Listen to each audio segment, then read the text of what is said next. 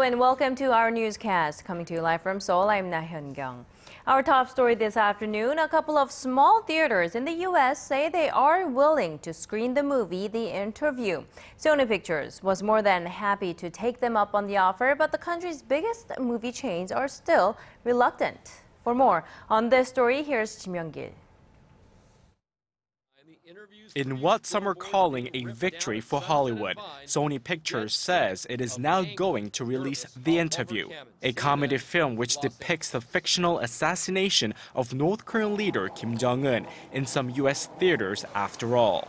In a statement, the studio's Chief Executive Michael Lynton said they had never given up on releasing the movie and that they were excited it will be shown in a number of theaters from Christmas Day.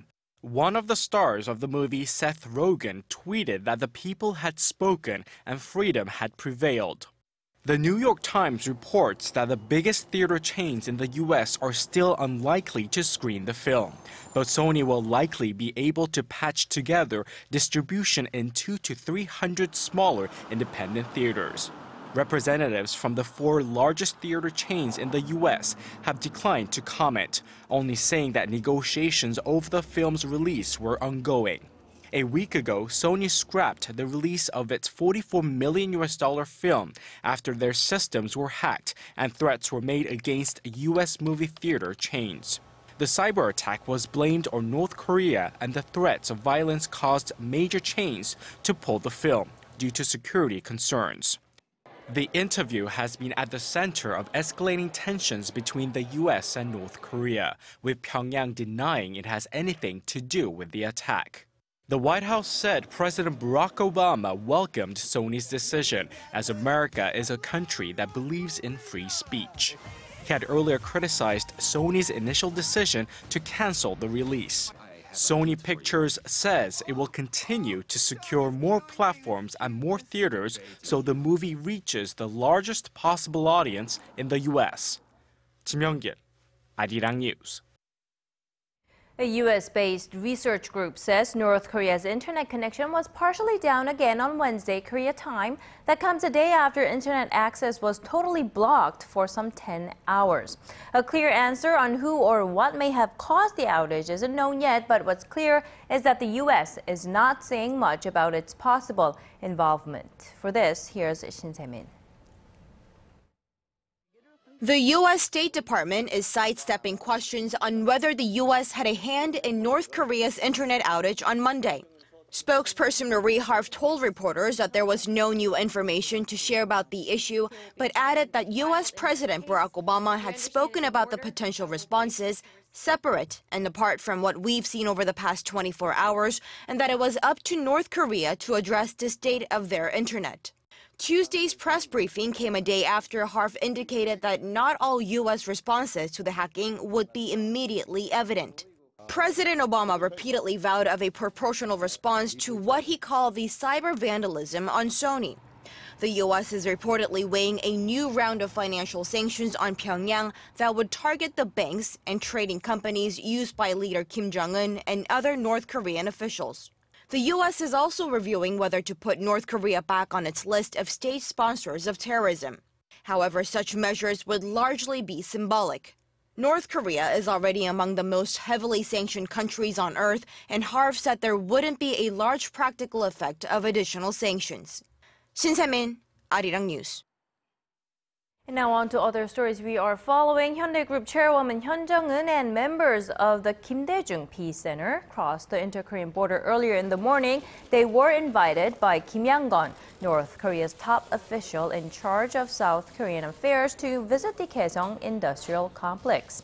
Kim said he wished to express gratitude for the condolences both groups sent earlier this month for the 3rd anniversary of former leader Kim Jong-il's death. Now, the two groups have special ties with Pyongyang. Former President Kim Dae-jung held the first ever inter-Korean summit in 2000.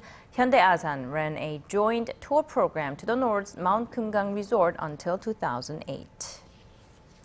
Authorities looking into the culprit behind the leaked documents of Korea's nuclear power plant operators say it doesn't appear to be a one-man job at this point. They also say the IP addresses used in the cyber attack originate from China. For the details, here's Connie Kim. Halt operations at 3 of Korea's nuclear facilities by Christmas Day, or face the consequences. That was a threat earlier this week from hackers who say they'll release tens of thousands of documents related to the nation's nuclear reactors and destroy control systems if their demands are not met. They've already leaked documents on 5 separate occasions over the last week. The information released Wednesday included blueprints for nuclear facilities. The joint investigation team has concluded that the hacker has been logging in from an IP address in China. The Twitter ID he or she used was registered in the U.S. And Korean investigators have asked authorities in both China and the U.S. for assistance in their probe. And in response to the recent security breach, the Energy Ministry conducted a 2-day-long cybersecurity drill this week on all of Korea's nuclear facilities. The network security of power plants was reviewed, as was protocol for shutting them down in the case of a malfunction. Trying to ease public concern, the state-run Korea Hydro and Nuclear Power Company says the leaks pose no threat as the information being released has no impact on the safety at the plants. But experts remain skeptical. The hackers say they have about 100,000 pieces of data. Even if that data is not highly classified, it can be reassembled, creating a huge chunk of new information. Then it becomes very dangerous. President Park Geun-hye has categorized the security breach as a grave incident. She called on the government to ensure that key facilities, including nuclear plants, are prepared to counter cyber terror threats. In response to the potential hacking threat, the Energy Ministry raised its alert level against cyber attacks 1 notch to the 3rd highest level of caution on Tuesday. Connie Kim, ARIRANG News. Well, the number of hacking attacks being reported by private individuals is on the rise in Korea. The Korea Internet and Security Agency says nearly 13,000 cases were reported over the first 10 months of this year. That's up by more than 2,200 from last year.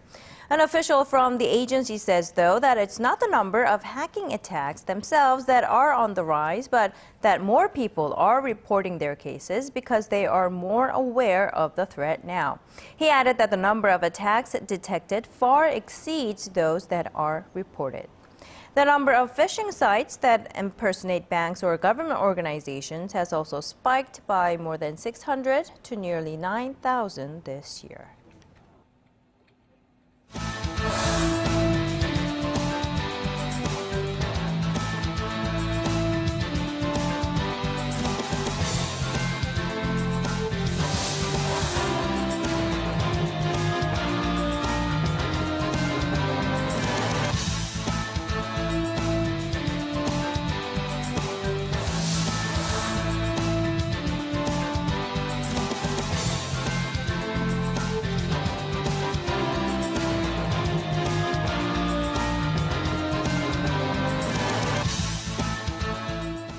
The U.S. economy grew at an annualized 5% rate in the 3rd quarter, and with this, the fastest pace in over a decade, U.S. stocks rallied on Tuesday local time.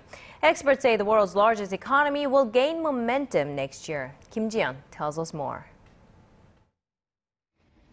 The world's largest economy grew at an annual rate of 5% during the July to September period, the fastest rate of expansion since 2003, and higher than the government's earlier estimate of 3.9%.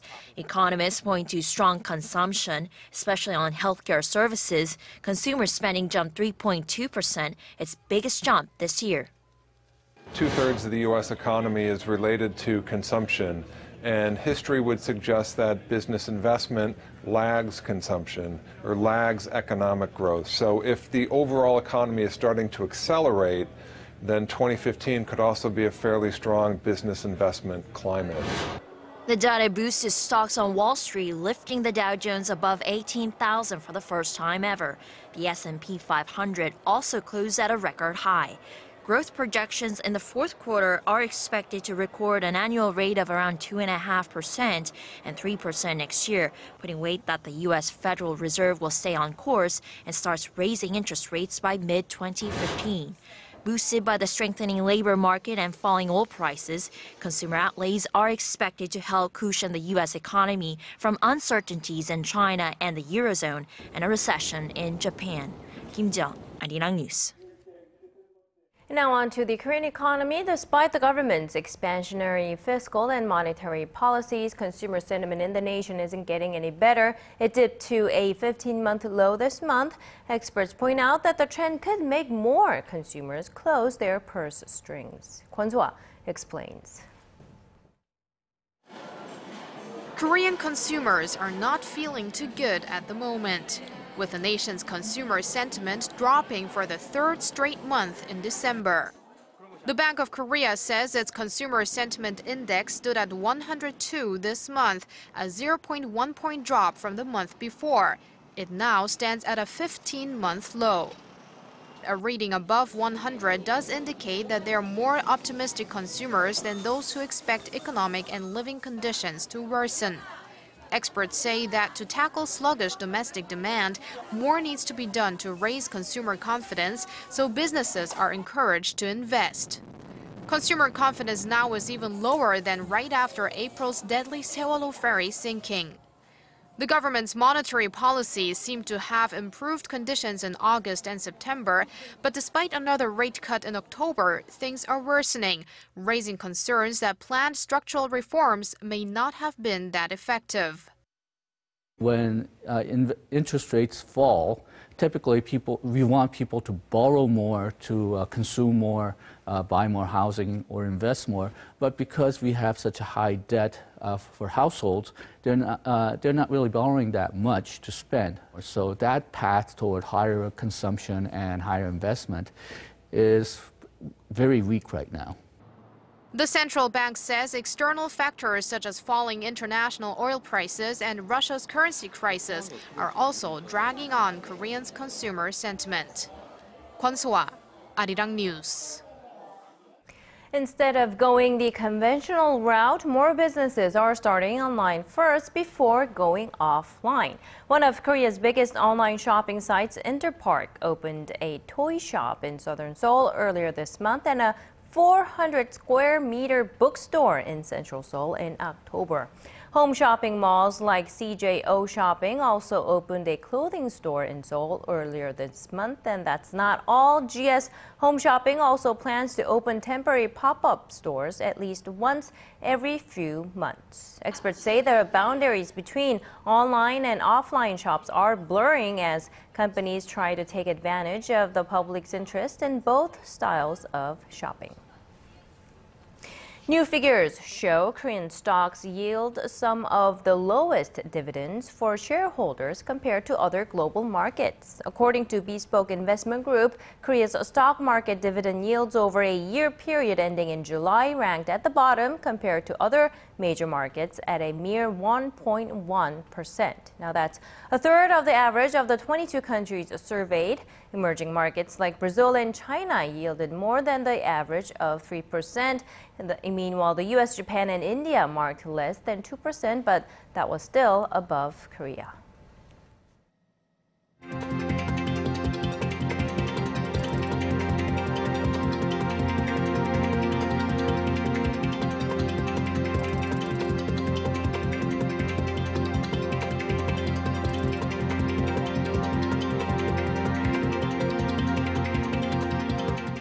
Former U.S. President George H.W. Bush has been hospitalized. According to a statement from his office a couple of hours ago, the 90-year-old former president was taken to a Houston hospital as a precautionary measure after experiencing shortness of breath. The statement goes on to say that he will be held there for observations, again, as a precautionary measure.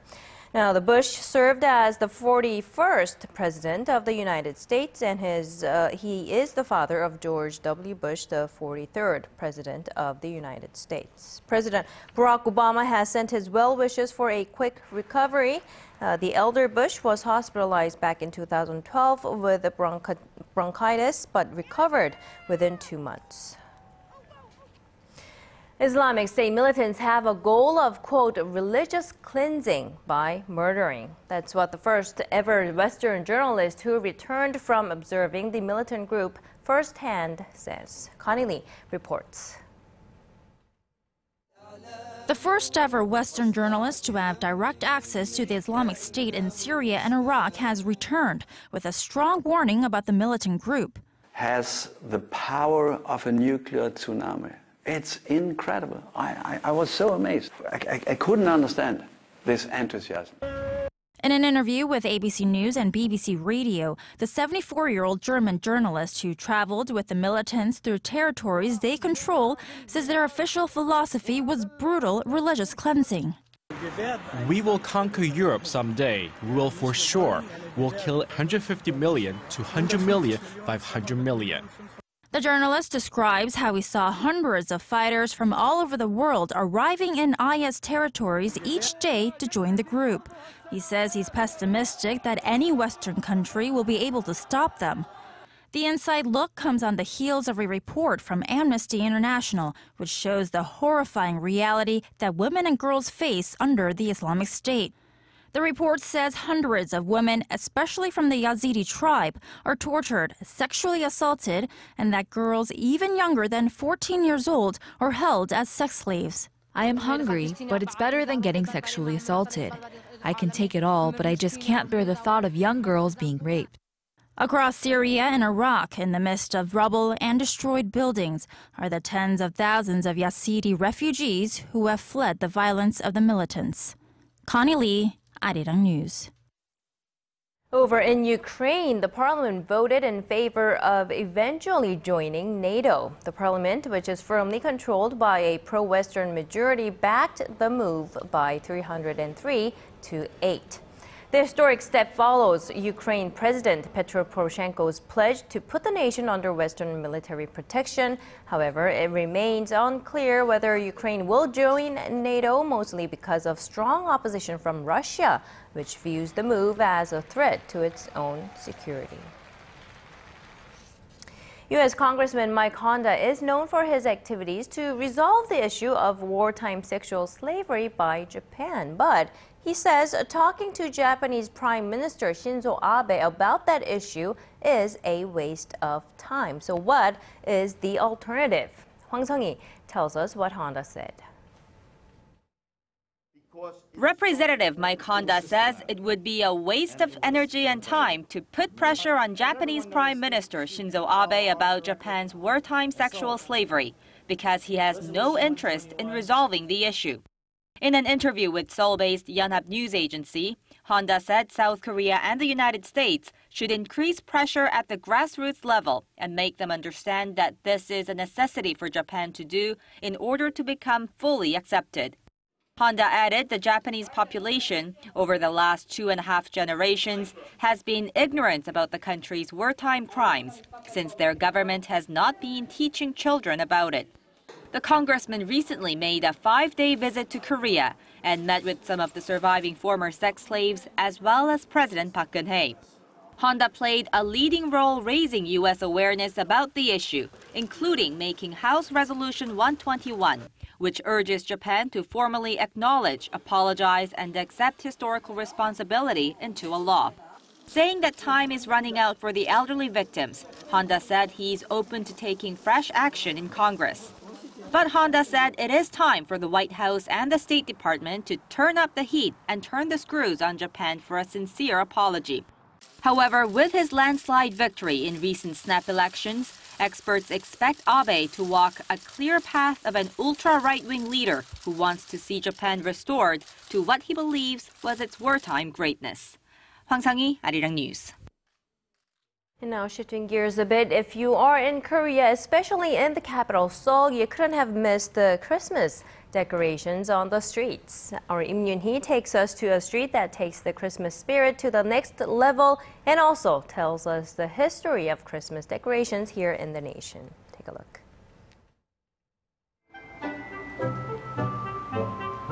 While millions of lives around the world prepare for Old St. Nick, so have the people of Korea. Families and friends gather for the holiday cheer, but Christmas wasn't always this way. After the establishment of Catholicism in the 19th century, Christmas was first introduced to Korea. And it only continued to spread, celebrated by both children and adults, recognized as a very special time of the year. In the 60s and 70s, Korea was under a strict curfew imposed by the military government. However, the curfew would be lifted on Christmas Eve and Christmas Day, so the holiday became very special and well-known. It wasn't until around the 90s when Christmas really became about the kids, families, and couples. So, what does Christmas of the 21st century look like? Well, it's become more festive and more merry than ever before. To alleviate some of the stress and hardship of 2014, Seodaemun has created something very special. A street dedicated entirely to a Christmas street festival. They've blocked the roads and decked the halls to spread the Christmas cheer. And it's not every day you can hug Santa, or many Santas for that matter, each eagerly waiting to warm the spirits of all with their free hugs. The holidays are a time for people from all different walks of life to gather, some looking for the Christmas spirit, while some are looking to give it out.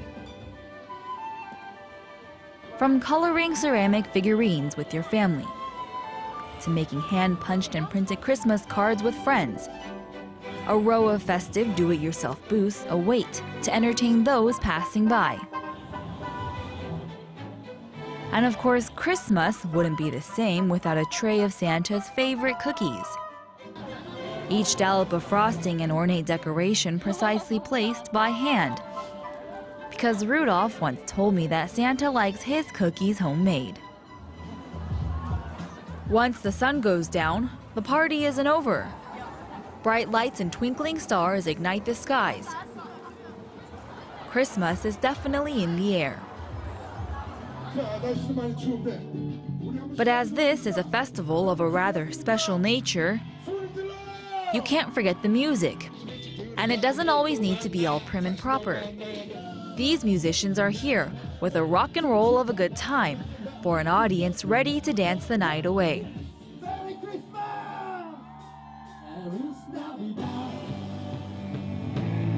Even though December means freezing temperatures outside, the cold doesn't stop these people warm with the Christmas spirit.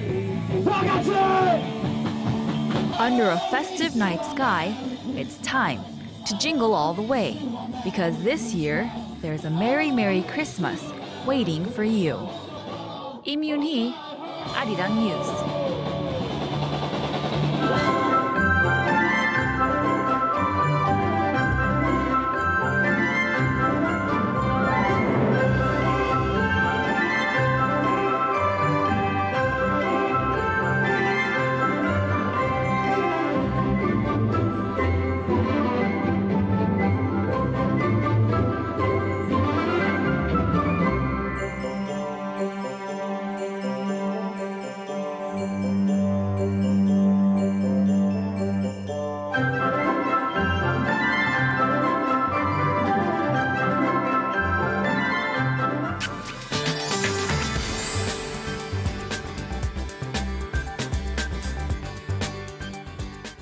Hello and Merry Christmas Eve, everyone. I'm Kim Bo-kyung with the weather updates.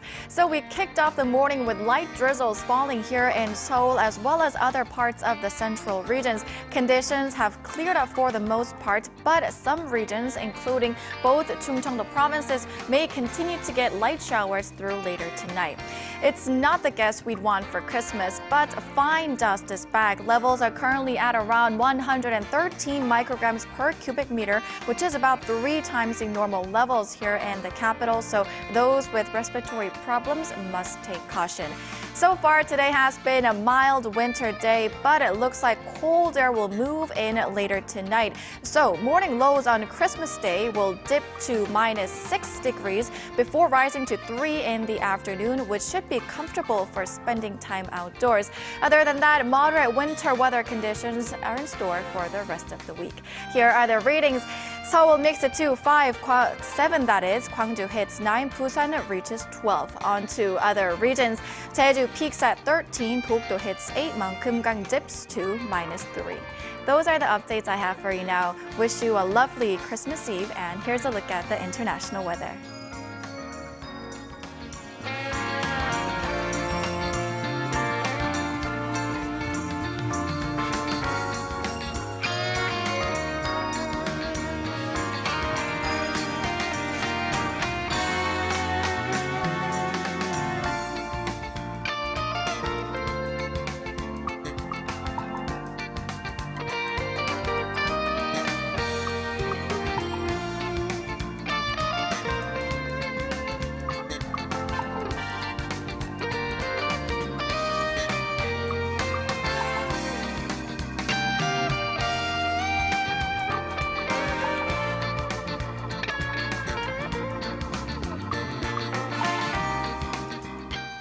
And that's the end of this edition of our newscast. From me and the rest of the team in Seoul, thanks for watching. We'll be back with more updates at 6 p.m. Korea time.